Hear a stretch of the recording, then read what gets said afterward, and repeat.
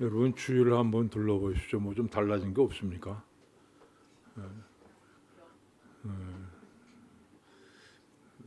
여자들이 머리를 하고 왔는데 남편이 몰라보면 섭섭하듯이 이 목사는 교회를 이렇게 싹 새로 단장했는데 교인들이 모르면 섭섭합니다.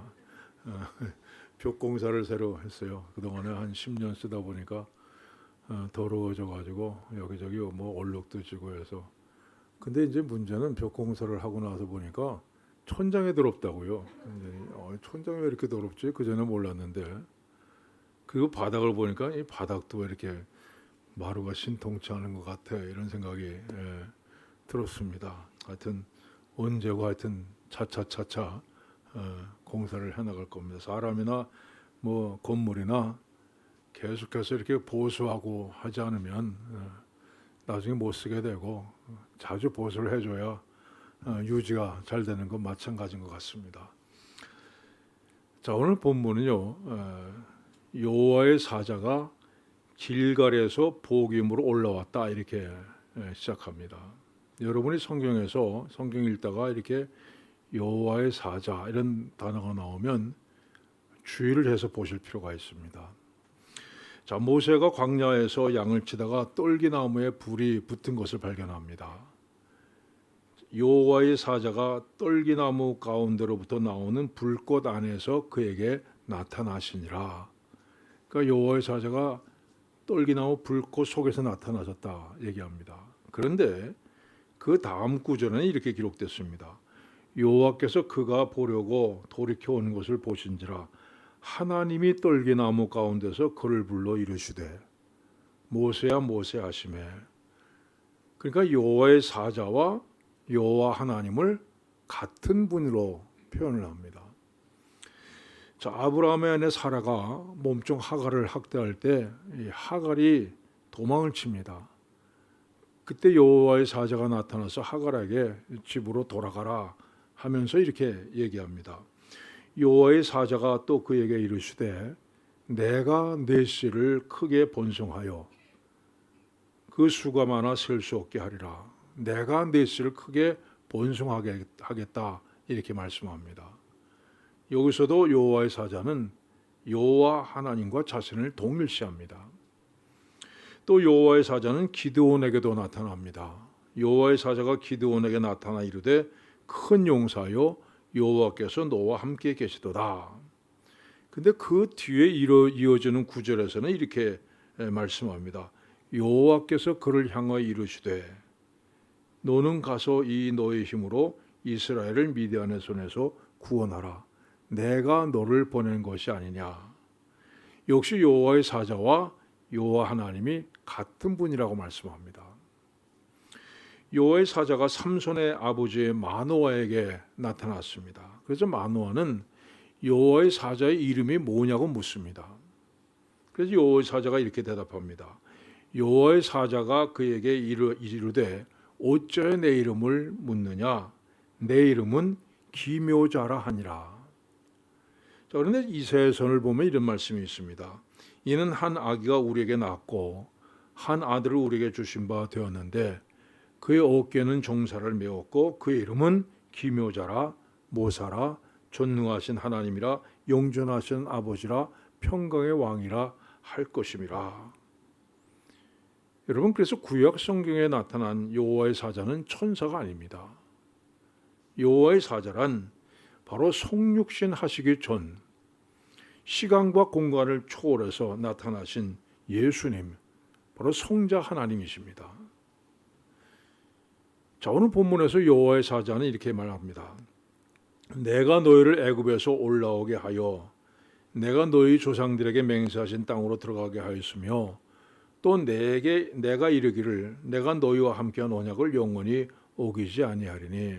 자, 내가 너희를 애굽에서 인도내서 약속의 땅 가나안에 들여보내 주었다. 그리고 나는 내가 한 언약을 영원히 지키겠다고 얘기했다. 근데 이어서 이렇게 얘기합니다. 너는 이 땅의 주민과 언약을 맺지 말며 그들의 제단들을 헐라하였거늘 너희가 내 목소리를 듣지 아니하였으니 어찌하여 그리하였느냐. 책망합니다. 여러분 오늘 우리가 읽은 본문 사사기 2장 그 바로 이 앞에 1장에서는요. 이스라엘이 쫓아내지 못한 가나안 족속들의 이야기가 기록됐습니다. 여호와께서 유다와 함께 계셨으므로 그가 산지 주민들을 쫓아내었으나 골짜기의 주민들은 철병거가 있으므로 그들을 쫓아내지 못하였으며 베냐민 자손은 애굽 예루살렘에 거주하는 여부수 족속을 쫓아내지 못하였으므로 여러분 이어서 므낫세, 에브라임, 스불론, 아셀, 납달리 지파가 이 가나안 족속을 다 쫓아내지 못하고 그들을 일부를 남겨서 종으로 부렸다 기록됐습니다. 심지어 단 지파는 아모리 족속의 땅을 점령하기는커녕 아모리 사람에게 쫓겨나서 산으로 올라가서 거기서 내려오지 못하는 그런 일도 있었습니다. 여러분 근데 이스라엘 백성들이 하나님께 주신 가나안 땅을 완전히 정복하지 못하고 가나안 족속들과 같이 살게 된 이유가 뭡니까? 힘이 약해서요? 여러분 아닙니다. 쫓아내기 싫어서 그랬던 겁니다. 이스라엘 백성들은 가나안 백성들을 원주민, 이 종으로 부리고 있었습니다. 얼마든지 쫓아낼 수 있었습니다. 여러분 힘이 없어 쫓아내지 못한 게 아닙니다. 유다 지파가 가나안 원주민을 쫓아내지 못한 것은 그들이 철병거, 다시 말해서 철로 만든 전차를 가지고 있었기 때문이라 말씀합니다. 이 당시 이스라엘이 변변한 무기가 없습니다. 가나안에 들어가고 나서 한참 지나 왕정시대, 사울 왕시대에도 전체 이스라엘에 칼을 가진 사람이 2사람밖에 없었습니다.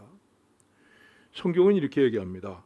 사울과 요나단과 함께한 백성의 손에는 칼이나 창이 없고 오직 사울과 그의 아들 요나단에게만 있었더라. 자, 이스라엘 백성이 그렇게 많은데 창과 칼이 오직 2사람만 가지고 있었다고 얘기합니다. 이 철기 시대가 시작된 시기는요, 주전 1200년경입니다. 근데 가나안 정복은 주전 1400년입니다. 그러니까 철기 시대가 시작되기 200년 전에 이미 가나안 사람들이 철병거를 가지고 있었다는 겁니다. 여러분 광야 생활만 하던 이스라엘 사람들이 이 철병거를 보았을 때 얼마나 놀랐겠어요. 그 다이알 옛날 전화 그거 쓰던 사람이 그 한참 다 그걸 쓰고 있는데 누군가가 아이폰을 들고 나타난 겁니다. 그래서 철병거를 가지고 있기 때문에 쫓아내지 못했다는 것은요, 철병거 때문에 이길 수 없었다 이 말이 아닙니다. 여호와께서 유다와 함께 계셨으므로 그가 산지 주민들을 쫓아내었으나 하나님 함께 계시는데 그까지 철병거 몇 대 있다고 쫓아내지 못하는 게 말이 됩니까? 이 이스라엘 사람들은 이 철병거를 부시는 것이 안타까웠기 때문에요. 이 철병거를 갖고 싶었기 때문입니다. 탐이 났기 때문에요. 자, 이스라엘 백성들이 이미 마음이 이 가나안의 문화에 기울어져 있었습니다.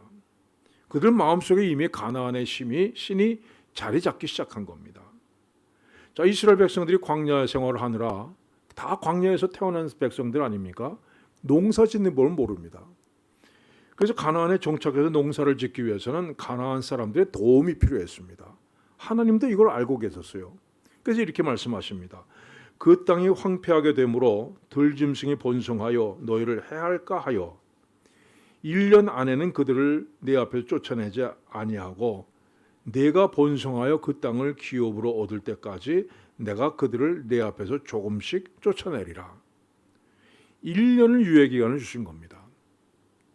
근데 1년이 지나고 2년 지나고 10년 지나고 20년 지나고 한 세대가 지나갈 때까지도 그들은 여전히 가나안 사람들과 함께 살고 있었습니다. 그들이 섬기는 신을 섬겼고 그들의 문화에 동화되어 갔습니다. 자, 그런데 여호와의 사자가 길갈에서 복임으로 올라왔다 말씀합니다. 자, 여호와의 사자는 하나님 자신이죠. 그러면 여호와의 사자가 하늘에서 내려와 이렇게 돼야 맞습니다. 근데 여호와의 사자가 왜 하필이면 길갈로 임해서 복임으로 올라온 겁니까? 길갈이라고 하는 것은 이스라엘 백성들이 요단강을 건너서 가나안 땅을 정복할 때 처음으로 첫 발을 내디딘 곳입니다. 하나님이 이 언약궤를 맨 제사장들의 발이 물가에 잠기자 요단강이 갈라집니다. 성경이 이렇게 말씀합니다.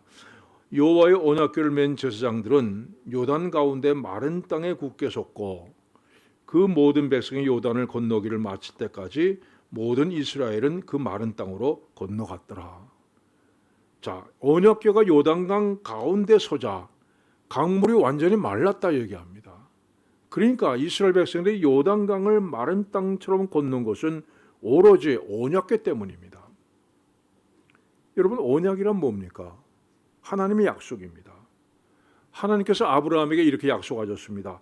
여호와께서 아브라함과 더불어 언약을 세워 이르되 내가 이 땅을 애굽 강에서부터 큰 강 유브라데까지 네 자손에게 주노니 겐 족속과 그니스 족속과 간몬 족속과 헷 족속과 브리스 족속과 르바 족속과 아모리 족속과 가나안 족속과 기르가스 족속과 여부스 족속의 땅이니라 하셨더라.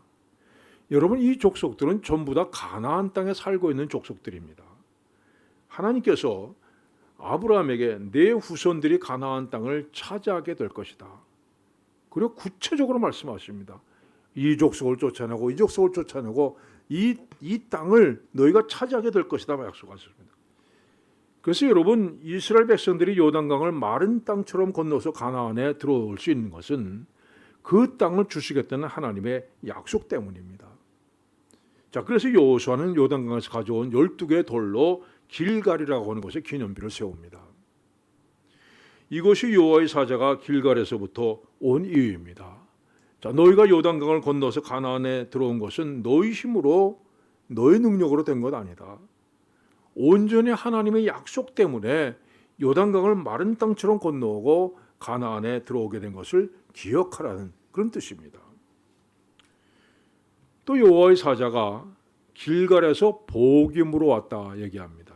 이 복임이 어디인지에 대해서는 그 학자 간에 이견이 많습니다만 72명의 학자가 번역에 참가했다는 전설에 따라서 70인 역이라고 불리는 이 최초의 그 구약 성경을 헬라어로 번역한 그 성경이 있습니다. 여기서 이 성경에서 복임을 베델과 같은 지명이다 이렇게 말씀하고 있습니다. 자, 그런데 여호수아가 아이성을 공격할 때 이렇게 되어 있습니다. 아이와 베델에 이스라엘을 따라가지 아니한 자가 하나도 없으며, 이 아이는 베델이라고 하는 지역에 있는 작은 성입니다. 그러니까 요즘 말로 하면 베델시 아이구입니다. 자, 그러니까 복임은 곧 베델이고 베델은 곧 아이입니다. 여호와의 사자가 길갈에서 복임으로 온 것은 옛날 아이에서 일어난 일을 상기시켜 주는 겁니다. 요단강을 건너서 길갈에 도착한 이스라엘 백성들이 여리고성 전투에서는 크게 성공했는데 아이성 전투에서 비참하게 패배한 것을 보여주는 겁니다. 36명의 전사했고 온 백성의 좌절에 빠지게 됐습니다. 그 패배의 이유가 뭔가 알아봤더니 아간이라는 사람이 여리고성을 정복할 때 빼앗은 물건을 감춰 두었기 때문입니다. 지금 바로 그 모습이 재현되고 있다는 겁니다. 너희는 이 땅의 주민과 언약을 맺지 말며 그들의 재산을 헐라하였거늘 너희가 내 목소리를 듣지 아니하였으니 어찌하여 그리하느냐. 하나님의 말씀을 거역한 죄, 불순종한 죄 때문에 아이성의 비참한 패배가 재현될 것이라는 말씀입니다. 자, 이어서 여호와의 사자는 이렇게 말씀합니다. 그러므로 내가 또 말하기를 내가 그들을 너희 앞에서 쫓아내지 아니하리니 그들이 너희 옆구리에 가시가 될 것이며. 여러분, 이 히브리어 원문 성서에는 가시라고는 단어가 없습니다. 정확하게 번역하면 그들이 너희의 옆구리가 될 것이라는 말씀입니다. 여러분, 하와가 어디서 나왔습니까? 아담의 옆구리에서 나왔습니다. 그래서 그들이 너희 옆구리가 될 것이라는 말은요, 그들이 너희의 신부가 될 것이란 말입니다. 너희들이 쫓아내지 아니한 가나안 족속들이 결국 너희 신부가 될 것이다. 여러분, 이건 무서운 저주입니다. 가시를 찌르는 것보다 훨씬 더 큰 저주입니다. 하나님을 떠나 가나안 족속과 함께 우상을 숭배하는 너희들, 그래, 그들과 함께 영원히 살아봐라 하는 무서운 저주입니다. 자, 이 말을 들은 이스라엘 백성들이 통곡합니다. 여호와의 사자가 이스라엘 모든 자손에게 이같이 이르매 백성이 소리를 높여 운지라. 그래요 그곳을 이름하여 보김이라 하고 그들이 거기서 여호와께 제사를 드렸더라. 이 보김이라고 하는 단어는 우는 자들이란 뜻입니다. 이스라엘 백성들은 하나님의 말씀을 듣고 통곡하면서 정말 눈물을 흘리면서 제사를 드렸습니다. 여러분, 그런데 그 다음엔 어떤 일이 일어났습니까? 성경은 그 다음에 일어난 일을 이렇게 기록합니다. 이스라엘 자손이 여호와의 목전에 악을 행하여 바알들을 섬기며 애굽 땅에서 그들을 인도해 내신 그들의 조상들의 하나님 여호와를 버리고 다른 신들 곧 그들의 주위에 있는 백성들의 신을 따라 그들에게 절하여 여호와를 진노하게 하였으되. 여러분, 소리 높여 울며 통곡하면서 하나님 앞에 제사를 드렸는데 그 다음 날은 아무 일도 일어나지 않았습니다. 우상을 섬기는 옛생활로 돌아가 버렸습니다. 자, 하나님께서 우리에게 구별된 삶을 살 것을 요구하십니다. 근데 우리는 이 세상을 부러워합니다. 마치 옛날 이스라엘 백성들이 가나안 사람들이 갖고 있는 철병걸 부러워했듯이 이 세상을 부러워합니다. 옛날 이스라엘 백성들이 가나안에서 농사짓고 살려면 가나안 사람들이 필요하다고 했듯이 우리도 이 세상을 살아가려면 이 세상 사람들이 하는 대로 살아야 한다, 이렇게 얘기합니다. 이 세상이나 세상에 있는 것들을 사랑하지 말라 말씀하셨는데 우리 눈과 마음은 항상 세상에 가 있습니다. 누구든지 세상과 보시되고자 하는 자는 스스로 하나님과 원수되는 것이니라 말씀하셨는데 우리는 어떻게든지 이 세상과 가까워지려고 합니다. 자, 그런데 하나님의 말씀이 우리를 찌릅니다. 너희는 너희가 하나님의 성전인 것과 하나님의 성령이 너희 안에 계시는 것을 알지 못하느냐. 하나님의 성전은 거룩하니 너희도 그러하니라. 너희는 믿지 않는 자와 멍에를 함께 매지 말라. 의와 불법이 어찌 사귀며 빛과 어두움이 어찌 사귀며 그리스도와 벨리알이 어찌 조화되며 믿는 자와 믿지 않는 자가 어찌 상관하며 하나님의 성전과 우상이 어찌 일치가 되리요. 우리는 하나님의 살아계신 하나님의 성전이라. 이런 말씀을 들 때 우리는 복임에 섭니다. 하나님 말씀이 우리 죄를 깨닫게 할 때 하나님 앞에 눈물로 회개합니다. 그런데 그것으로 끝입니다. 난 하나님 앞에 눈물로 회개했어. 여러분, 이것으로 끝입니다. 그리고 아무 일도 일어나지 않습니다. 여러분, 회개는 완전히 돌아서는 겁니다. 걷던 길에서 완전히 유턴하는 겁니다. 진정으로 회개했다면 이를 악물고 정말 옛 생활에서 벗어나는 겁니다. 다시는 뒤돌아보지 않는 겁니다. 복임에서 길갈로 돌아서길 바랍니다. 회개의 눈물만 흘리고 앉아있을 것이 아니라 정말 하나님의 도우셔서 하나님의 도우심으로 요단강을 마른 땅처럼 건너던 그 자리로 돌아가야 됩니다. 오직 하나님을 의지하고 물이 철철 넘쳐 흐르는 강을 향해서 담대하게 발걸음을 내딛던 그 자리로 돌아가야 됩니다. 사랑하는 여러분, 여러분의 믿음이 그저 앉아서 눈물만 흘리는 그런 복임에 있지 않길 바랍니다. 항상 하나님을 의지하고 힘차게 전진하는 길갈로 돌아가는 그런 믿음이 되기를 축원합니다. 기도하겠습니다. 하나님 아버지, 하나님 말씀이 우리를 아프게 찔러올 때 우리들이 회개합니다. 눈물도 흘립니다. 그러나 하나님 돌아보면 다시 또 죄 짓는 자리에 돌아가는 우리 자신의 모습을 발견합니다. 도와주시옵소서. 성령께서 우리를 도우셔서 회개하면 다시는 죄 짓는 그 자리에 서지 않게 해 주시옵소서. 죄가 아무리 우리를 유혹한다 할지라도 정말 이를 악물고서도 그 죄를 이겨낼 수 있는 우리가 되게 하여 주시옵소서. 그리하여서 항상 믿음만으로 요단강을 건넜던 이스라엘 백성들처럼 믿음으로 우리 앞에 헤어진 놓여진 모든 난관을 헤치고 나아갈 수 있는 우리가 되게 하여 주시옵소서. 예수님의 이름으로 기도하옵나이다. 아멘.